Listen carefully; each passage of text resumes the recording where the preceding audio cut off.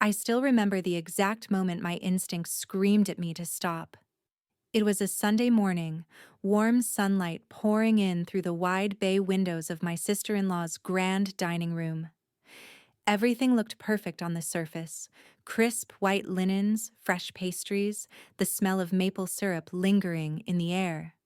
But perfection can be a mask. And that morning, something didn't feel right. Ethan, my husband of 3 years, handed me a coffee cup with a soft smile that didn't quite reach his eyes. "Don't you want to try the coffee I made just for you, sweetheart?" he asked. There was something about the way he said it. Too eager, too smooth, like he was waiting for something to happen. I accepted the cup with a nod, trying to ignore the knot forming in my stomach. Then I caught the scent. The coffee didn't smell like coffee at all. It had this sharp metallic edge to it, like old pennies in boiling water. Subtle, but enough to make the hairs on my arms stand up. Across the table, Marla, Ethan's sister, watched me carefully as she stirred her own cup, which, now that I was paying attention, hadn't been touched. "Ethan's been getting into coffee brewing lately," she said, "trying different techniques. All for you." The way she said, "for you," made the air feel colder. She smirked as if sharing an inside joke I wasn't in on. I looked between them, Ethan and Marla. Their eyes didn't meet mine, but they darted toward each other when they thought I wasn't looking. And suddenly, that strange coffee didn't feel like a thoughtful gesture. It felt like a test. Or worse, a trap. I smiled politely, but inside I was bracing for impact.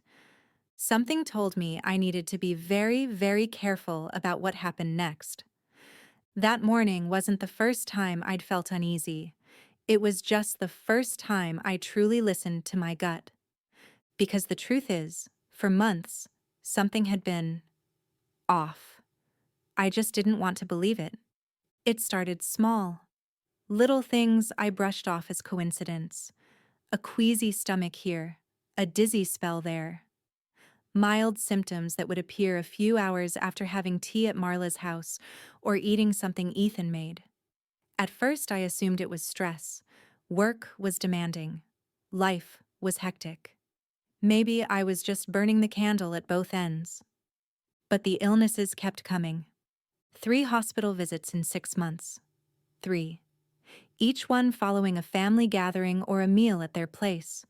The doctors ran test after test and always came back confused. "Could be dehydration," one said. "Maybe food intolerance," another guessed. I started cutting foods from my diet. I even tried seeing a specialist. But nothing added up. Meanwhile, Ethan had an explanation for everything. "You probably caught a bug," he'd say, rubbing my back as I lay curled in pain. "Maybe it's your immune system acting up again." He always looked so concerned, so supportive, and I wanted to believe him. I needed to believe him. But then came the time I drank tea at Marla's and was rushed to urgent care hours later, shaking uncontrollably. The memory still makes my skin crawl. The doctors found no virus, no bacteria, nothing. Marla had insisted she made the tea the same way she always did. "Just like I drink it myself," she said, feigning concern. That was the first time I started questioning not just what was happening, but who was behind it. I thought back to all the times she helped prepare food for family events, the times Ethan insisted I try something special he made just for me. And I realized, maybe these weren't coincidences. Maybe they were testing how far they could go without getting caught. By the time I sat at that table with the strange-smelling coffee in front of me, I knew I couldn't ignore the signs any longer. My mind was racing. My heart thudded like a drum in my chest. Ethan was watching me too closely, and Marla hadn't stopped glancing at that cup. The same untouched cup she kept slowly pushing toward me with every stir of her spoon. I didn't feel safe. Not in that house. Not with them. And I needed to act before it was too late. That's when I made a decision. I cleared my throat, pretending to glance at my phone. Oh, would you mind if I use your study real quick? I need to jump on a work call. Just 5 minutes. I smiled, trying to sound casual, even as panic tightened in my throat. Of course, Marla replied, her voice dripping with hospitality, but something flickered in her eyes. Disappointment, maybe? As I walked around the table, I made sure to pass directly behind Marla's chair. My hands trembled, but I knew I had one shot. One chance. I feigned a stumble, light, but enough to jostle the cups. Oh, I'm so sorry, I said with an awkward laugh, steadying myself against the table. In that brief moment, I switched our cups. Neither of them noticed. I apologized again, brushing it off as clumsiness, and then continued toward the study with the original poisoned cup now in front of Marla. I shut the door behind me, but left it open just enough to watch. Now, all I had to do was wait. Wait, and hope that I was wrong, that I was being paranoid, that it really was just coffee. But deep down, I already knew the truth. I wasn't imagining this. I wasn't being dramatic, and I was about to prove it. From the study doorway, I kept my eyes locked on the table. Marla sat back down, seemingly unfazed, though her fingers tapped nervously against her cup. Ethan was scrolling through his phone like everything was normal, like nothing was wrong. But something was very wrong, and I was done pretending not to notice. Then it happened. Marla lifted the coffee cup, my original cup, to her lips and took a sip. She paused, her brow furrowed. She took another sip, and for a moment, everything was still. Then, the trembling began. Her hand shook slightly at first, then more violently as she set the cup down. Her complexion paled instantly. "Ethan," she said, her voice cracking. "Something's not right." Ethan looked up, his face immediately losing color. Wait, wait, that wasn't your cup." Panic swept across his features as he stood abruptly, his chair scraping loudly against the tile. "Marla, you weren't supposed to drink that." The room spun in slow motion. I could feel my pulse in my throat. "What did you put in that coffee?" I asked, stepping out of the study, my phone held firmly in my hand. I'd been recording the entire time. Ethan froze. "It was supposed to be—" He couldn't finish. Marla, hunched over and clutching her stomach, let out a dry, gasping breath. "You said it would only make her sick, just enough to keep her out of the meeting." The truth poured out of her like venom. My worst fears, confirmed right there in the middle of a well-decorated brunch. "You promised it wouldn't be traceable," she groaned. "Just a few hours of illness." Ethan knelt beside her, panic overtaking him. But it was too late for damage control. Everything, the whispers, the texts, the hospital visits, clicked into place. I didn't say another word. I just pulled out my phone and dialed 911. And as Marla writhed on the floor and Ethan stammered uselessly, I remained calm. Because now, the truth wasn't a suspicion. It was evidence. The 911 operator answered almost instantly. My voice was steady, shockingly so, as I gave them the address. I remember every word.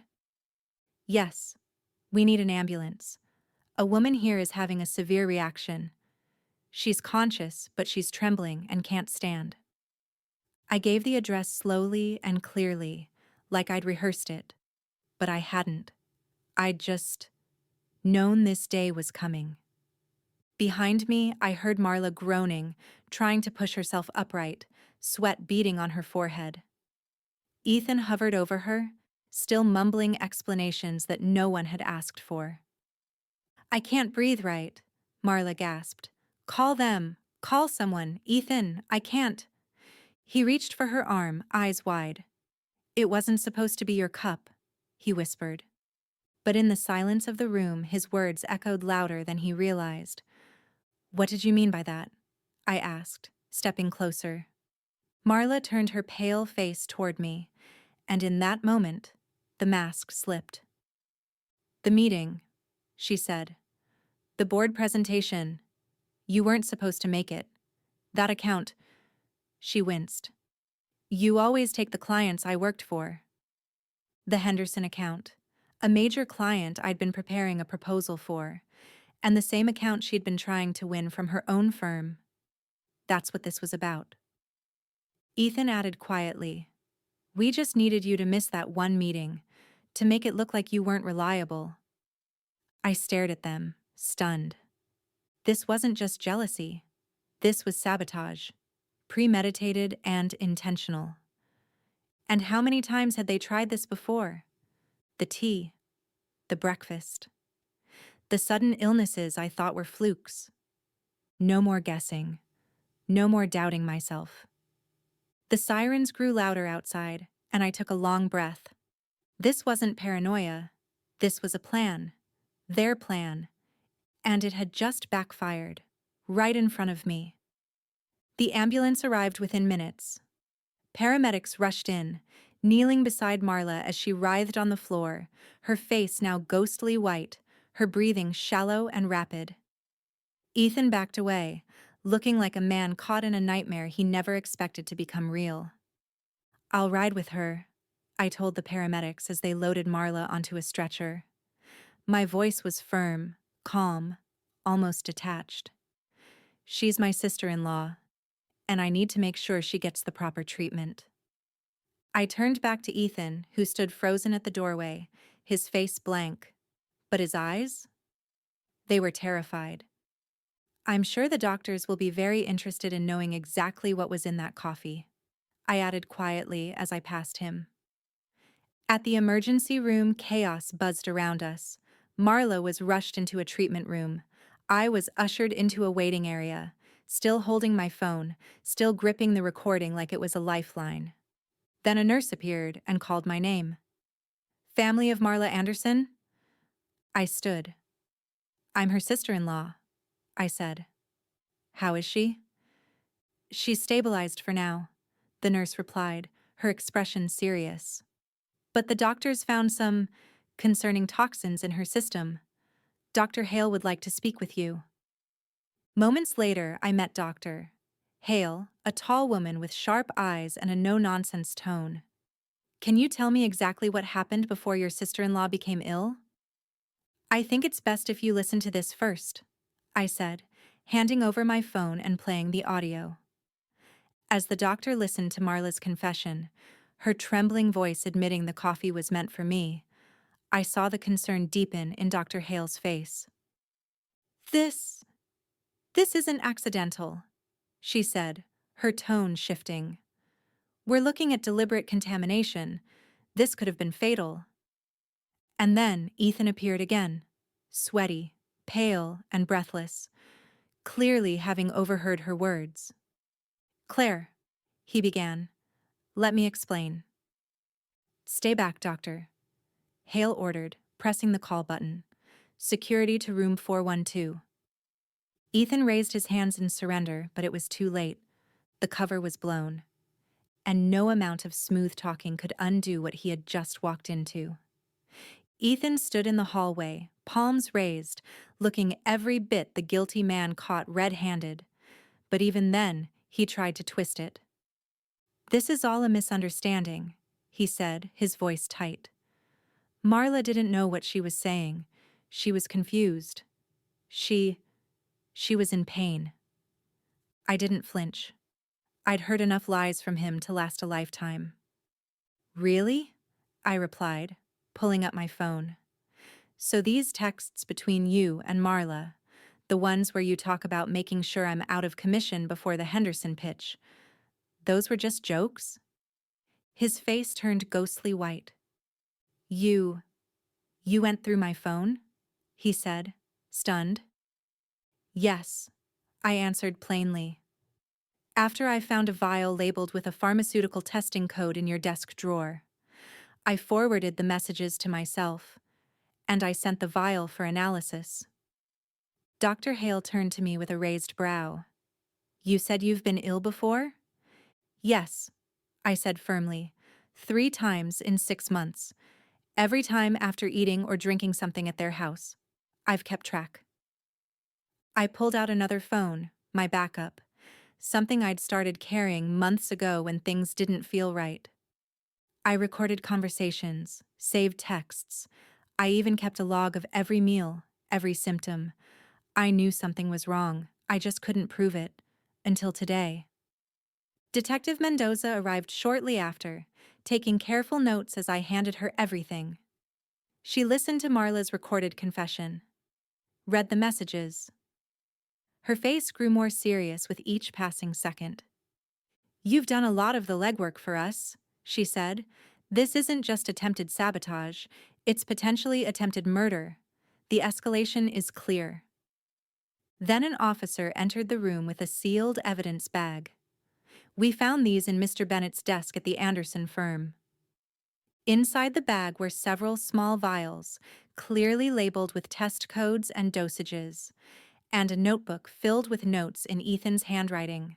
Reactions, dates, results. It was like he had been running an experiment. On me. I felt sick, but not from any poison. From the betrayal. They hadn't just been trying to ruin my career. They were willing to destroy my life. The trial began 6 months later, and even though I had prepared myself, nothing could have braced me for the emotional weight of sitting in that courtroom. Every morning, I walked past reporters and curious onlookers, took my place on the bench, and faced the 2 people I had once considered family, Ethan and Marla, now seated behind the defendant's table in crisp suits, their faces pale and guarded. But no amount of professionalism could hide what they'd done. Not anymore. The prosecution was thorough. They presented the recordings, Marla's voice trembling as she admitted the coffee was meant for me.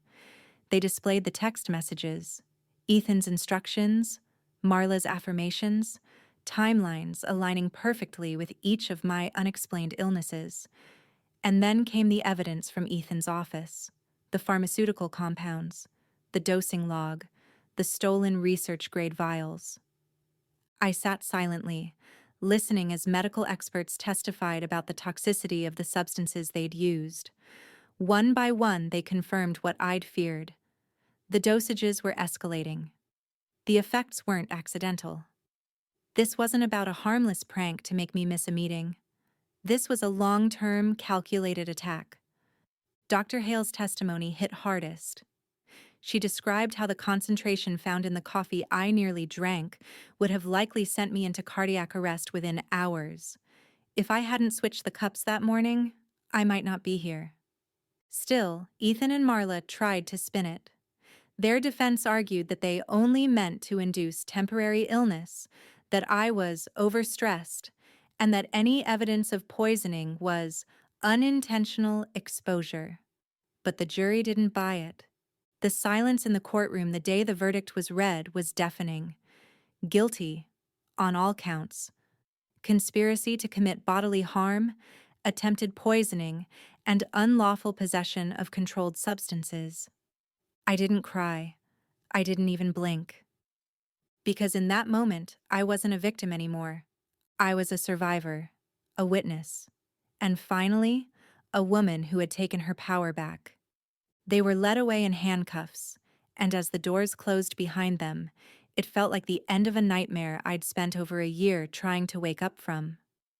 1 year later, I stood on a stage I never thought I'd reach. The annual Nashville Business Leaders Conference was packed wall to wall. Lights dimmed slightly, a hush fell over the crowd, and I stepped up to the podium as the keynote speaker. It still felt surreal. Just 12 months ago, I was recovering from betrayal, fear, and months of illness I didn't yet understand.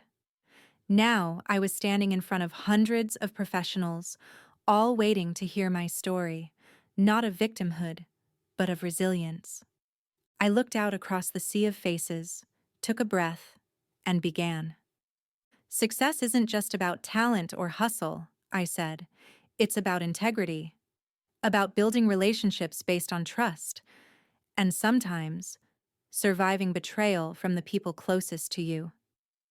There was a pause. I could feel their attention lock in. I didn't need to go into every detail. They'd read the headlines. But what I wanted to share wasn't just about what had happened to me. It was about what I had done afterward. I told them how I chose to trust my instincts, how I documented, recorded, prepared, how I showed up to work when it hurt to stand, how I kept moving forward even when it felt like the people closest to me were quietly working to hold me back. And now, the very client my sister-in-law tried to steal out from under me, the Henderson account. They had not only stayed with me, they'd renewed their contract for another 3 years. After the speech, dozens of people came up to shake my hand. Young women asked for advice. Older executives offered congratulations. But the most powerful moment came later that evening. A simple email. Subject: Contract renewal confirmed. Henderson. I smiled as I read it, not just because of what it meant professionally, but because I knew exactly what I had fought through to earn it.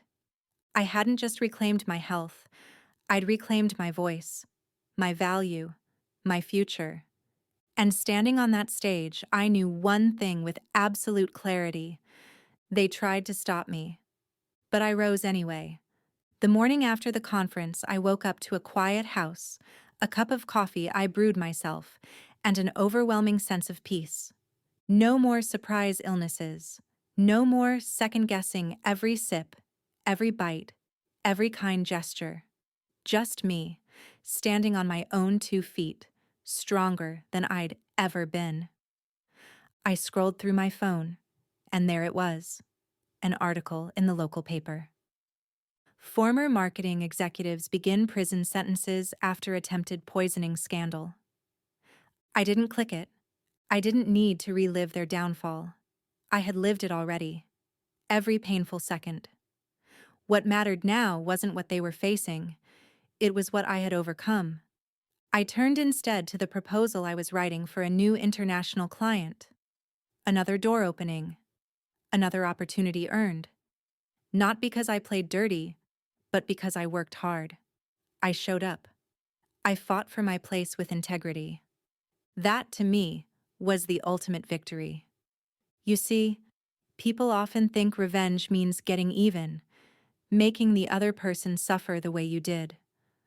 But I've learned something much more powerful. The best revenge isn't destruction, it's success. It's walking into a room where people once tried to make you feel small and taking up space anyway. It's reaching milestones they said you'd never reach. It's smiling, not because they're gone, but because you're free. Free from their manipulation, free from their control, free to become exactly who you were meant to be, without the weight of their shadows. They tried to erase me from my own future, and now they're sitting behind bars while I continue building the life they tried to steal. I closed the article, took another sip of coffee, and opened my laptop to start a new day. Because I know now, you don't have to destroy someone to win. You just have to refuse to let them destroy you. And that's how I took my power back.